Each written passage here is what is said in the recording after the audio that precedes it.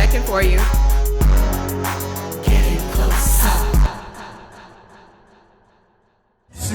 Matter of fact, I treat her better than a piece of property. Yeah, she showed me all her wear and tear. I treat her properly. It ain't OPP or for the street. This one belong to me. I ain't begging her to notice me. She know that I'm a king.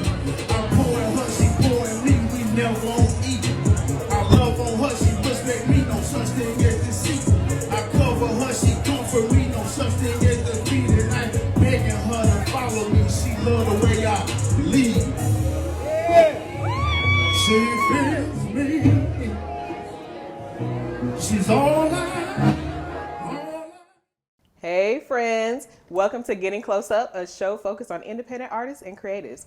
I'm your host, Danielle Cox, and as you've seen from the clip, I have an artist with me of the vocal and follicle variety. Yeah, it's because he's a barber and a singer. I thought it was funny. Anyway, I have with me today, Telepharo Howard. How you doing? I'm good. How you doing? I'm great. Good.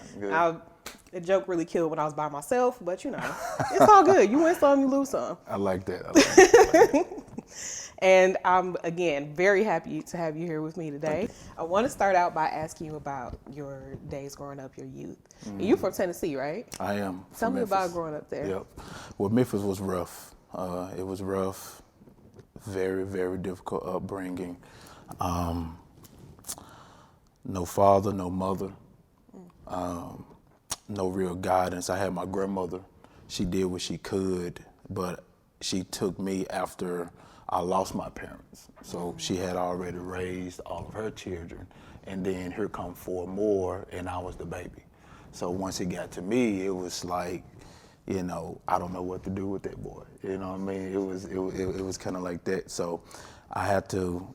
I didn't have to, but I ended up kind of getting in a lot of trouble. I ended up getting in a lot of trouble, getting in a lot of stuff that could have broke me, but it actually made me. Were there any outlets available to you whatsoever for your creativity? Yeah, sports. I played sports all of my life, basketball, football. So I did that physically. That was an outlet. Mm-hmm. But, and I ain't trying to jump the gun or nothing, but I ended up falling in love with music and kind of saying to myself, I can do that. You know, like hearing different songs and stuff, and I used to sneak my auntie's cassettes and I just used to play them all day, all night. And it got to the point to where I would go to school. Now, I was always in trouble, right? You know, hard-headed, stubborn, right? You know, always in trouble, always getting kicked out of class.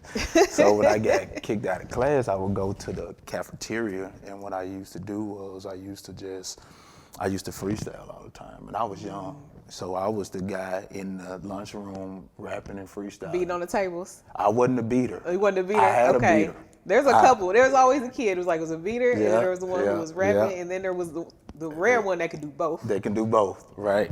So I was the rapper. I wasn't a beater. I had a guy, and he was probably been held back like 4 years in a row. Like he had a long jerry curl and a mouthful of goals, and he used to.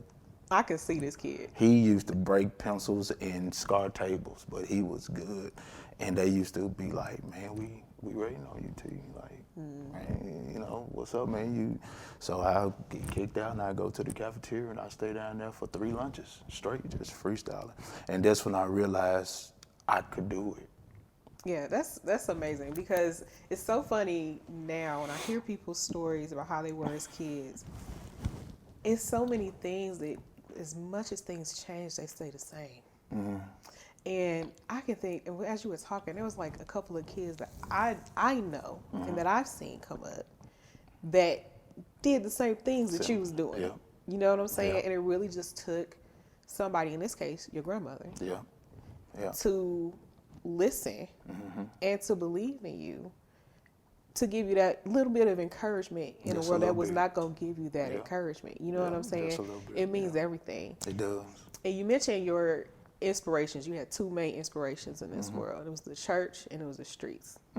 Talk to me about that a little bit more. So the two main inspirations were the church and the streets. So the streets, it just came just automatic because I grew up in the streets. Right. So it's like I didn't have no choice but to be in the streets and see a bunch of street things.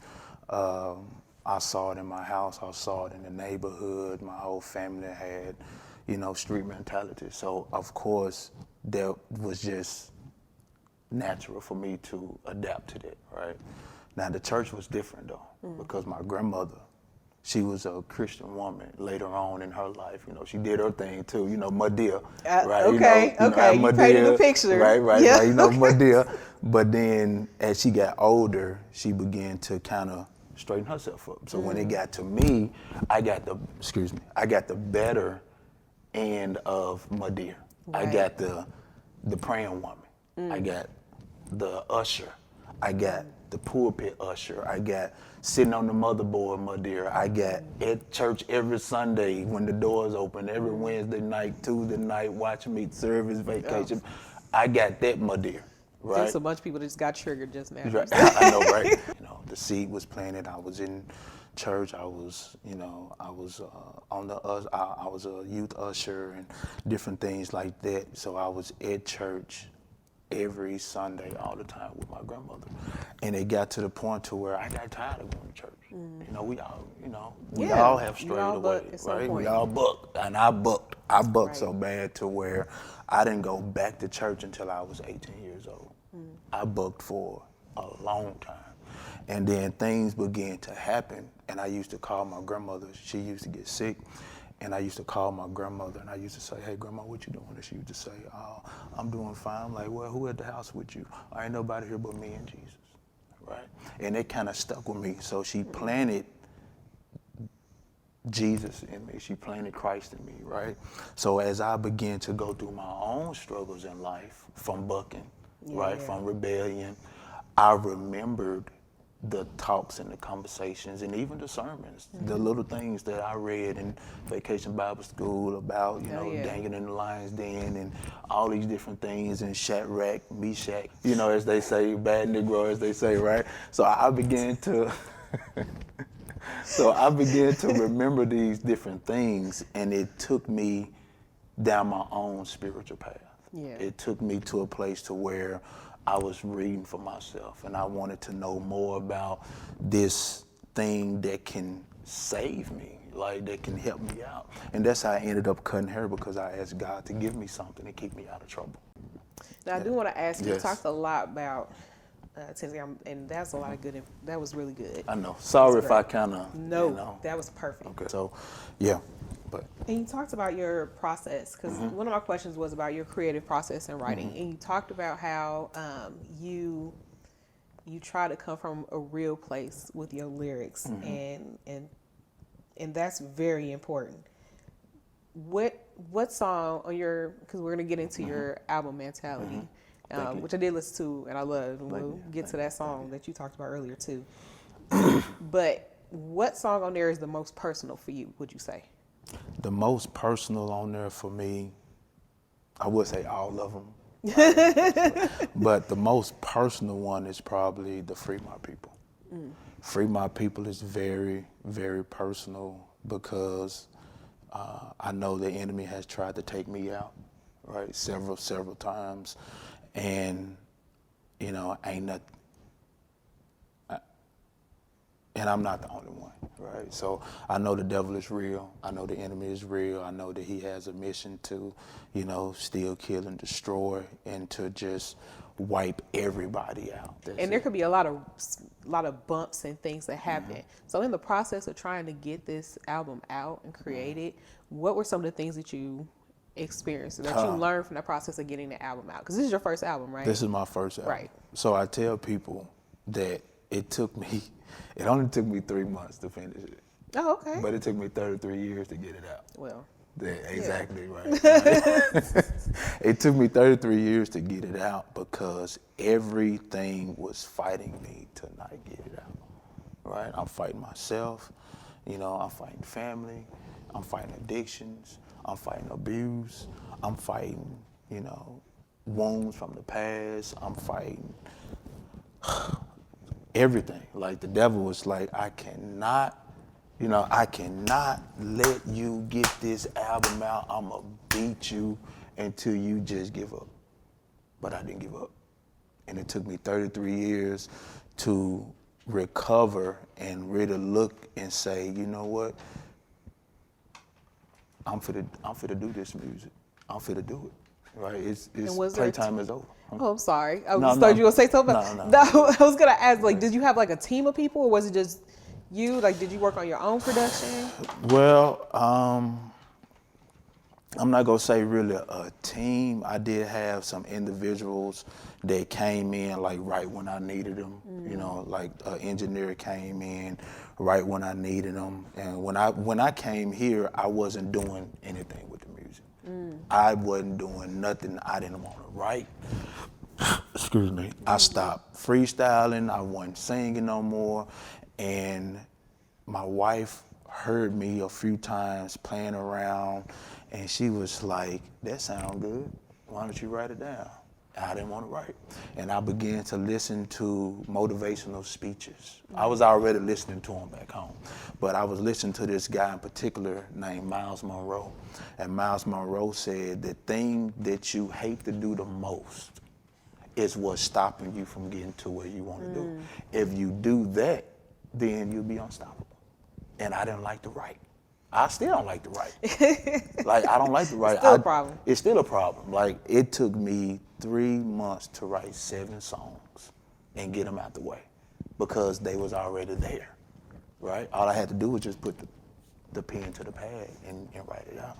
It took me 3 months to do that, but it took me 33 years to pick up the pen. I didn't never want to pick up the pen. And I have music on my phone. I have music that I have recorded. There's so many songs that I've lost. And if I would have just wrote that stuff down, you know, I look back on it now, if I would have just wrote that stuff down, you know, how far along, you know, but that's neither here nor there. But yeah, so in the beginning, the process was don't take the foot off of his neck. Like, I was being suffocated, and I didn't know why. I honestly didn't know why. Like, at one point, I was like, man, what's happening? Like, why can't I get any momentum with anything? And God was like, you know, because I need your voice, T. Like, I need you. You know, like, people need to hear what you have to say. That's why I gave you the experiences in the situations. That's why it didn't kill you, because I needed you to show people, you know, that life is real, that I'm real, and different perspectives on different things.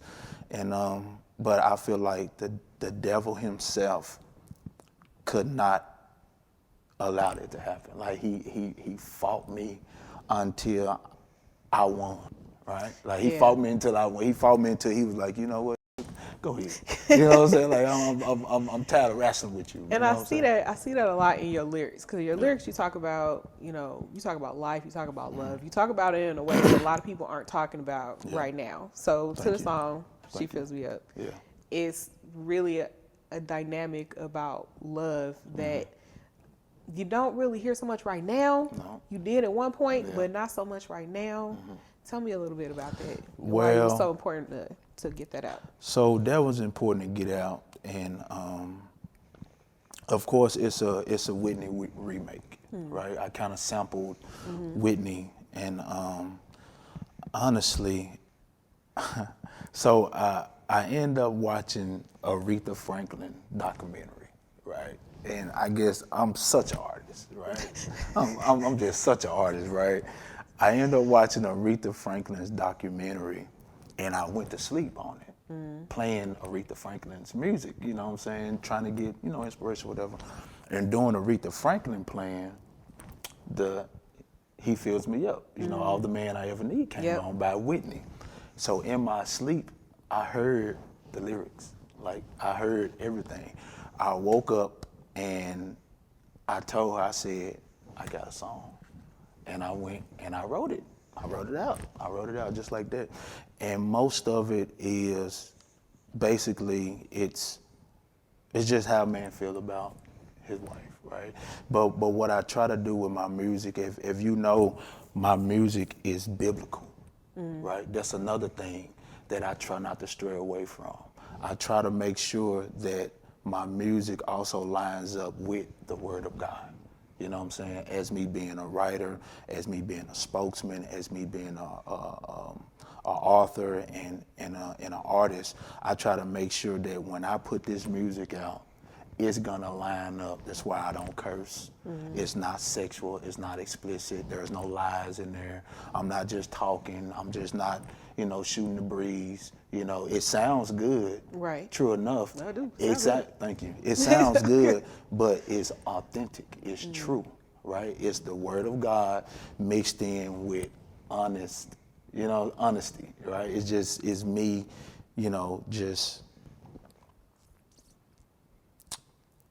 it's me just being me, right? And you do a lot of performing and things locally too, and you can see how dynamic you are in performing. There's a couple times in your album where you where you like encourage yourself, like in between. It comes out it's like comes out as a second voice. So I mean, saying that you've had times where you've worked with other local artists. Yeah. Are there any, looking towards the future, are there any artists you want to work with who are local? Well, personally, there is some artists that I want to work with locally. I like musicians. I like artists, who like to, who play instruments and Right. stuff. So I like that, and I would love to work with a live band. I would love to perform with a live band, all of my songs, all of my music. Now, you don't have to name drop specifically. I know. Are you sure? No, you can though if you want to. Because I was thinking, If you got it. I mean, it's just, and I don't want nobody to feel like I'm, leaving them out or nothing like Right, that. that's But what it's I just, mean. it's certain artists, that I do want to perform with. But here's the thing, though. Me as an artist, knowing what I'm supposed to be doing, right, and knowing what the mission is, knowing what the purpose is for my music, there are certain things that I do not and will not compromise, right? So it's like I would like to perform with certain artists, particular artists, but if they don't know who they are as artists, then I don't want to perform with them, though. It's important. Right. It sounds good, like, I want to jump on the track with Gucci Man or something. But should I really do that, though? You see what I'm saying? Right. Right. So it's like stuff like that. So it's like, there is artists that I would love to, create music with locally in the city. But then when I hear their music, and it's like, I don't think I want to be associated with that, because now I'm in a category, and I don't want to compromise. I don't want to, go into that, and then now people are second guessing who I am. Right. Who Like you said you were. Who I said I was, because now it's like, it's a conflict of character. Like, I don't want to, do that to myself. So for right now, I'm just picking my people and my pieces very carefully, right? Even my engineer, at one point, he was he would get upset with me because he would ask me to do, different stuff with different, and I hear and I'd be like, no, because they could put me in a situation. Yeah. Right. So I was like, I don't want to do that. And I stuck by that, and I had people to get mad at me or whatever, because I would not compromise as an artist. So authenticity. It's authenticity, Yeah. right? And I want people to really believe that I stand and know that I stand on what I believe, And you said that there's other people that you're looking at different things. So what's next for you? Like, are you working on a second album? You got some new music going? You mentioned that you just quit being a barber. I did. Was that to? That was part of me putting the clippers down. Like I was just telling the young lady earlier, I put the clippers down because I've always cut hair, right? So me not cutting hair is the ultimate sacrifice, right? I get the itch all the time. It's only been 2 weeks, and I've been like, "Hey, bro, you need a haircut?" I'm twitching Like over here. twitching. So, but I've been fighting it because the reason why I stepped back from the barber chair was to eliminate a fallback. Well, not eliminate a fallback, but to move in another direction, right? To just, I'm gonna put this down and I'm gonna focus over here, right? I know I can get it if I want it, but if I'm doing it every day, all day, am I really focusing on the music, right? So I'm gonna put this down so I'm not holding it, I'm not touching it, I'm not doing it, whatever. So now I have to line things up on the other side, right? But It's like you found a new challenge, something else that's gonna basically challenge you next. I mean, basically, so you're gonna go after that. Because I do need to go after that. I do need to go after that, and things have still been going on, and where we don't know what we can do until we do it, or whatever the case may be. And I was listening to a young man, and he was talking about, the capacity for us to carry different things, right? And God wouldn't give us things if he didn't think that we could carry it. And I was listening to Steve Harvey, and Steve Harvey was saying that the reason why we're dealing with things is because we ask for it, right? We ask for the stuff that's 10 years down the road, but it starts 10 years before. Right. Right? It starts a preparation. So, I've been dealing with things as an artist, the manager stuff already been happening, and, stuff like that, and, not being able to find, people to work with, not being able to find, I have a lot of fight, right? Like, it might not happen today, but it's gonna happen though, right? Because I'm gonna stay at it. I'm gonna stay resilient. I'm gonna stay determined. I'm gonna keep going until I figure it out, and I think that's what's going. So I have some album titles, right? Like I got the titles to albums down the line, but honestly, I really do want to push Mentality by being the first album, even if I have to redo a couple of songs, even if I got to go back in the studio and remake a couple of songs. I want to push Mentality as much as possible. That's performing, that's perfecting it, that's being able to, have a live band to interact with. So I want to do that. I have more performing and things like that of the songs on the album, getting that down. Yep. Yeah. So I got a lot of stuff in my phone right now. I was just playing around with a song, I want to say last night sometime at some point, and she came out and she was dancing to it. And I was like, I got a hit, like, right. It's another one, right? That's a sign. That's a sign. That's a good sign. Right. Right. But, stuff like this. So I'm always kind of, playing around with stuff, and I was literally just telling her and my engineer, I was like, man, I'm ready to get back in the studio to at least, not lose it, right? To at least lay stuff down. I ain't got to put it out right now, but get it out. And pick up that pen, because that's that hard part. That's that hard part. It'll take another 33 years to pick up a pen. It better not. I'm going to be in trouble. I ain't going to have nothing to say. No, can't do that. No, I can't do that. So right now, all your music, that album, Mentality, is available on all streaming platforms. All streaming platforms. Where can the people watching and listening find you and keep up with you? See what's next. So right now I'm on all platforms.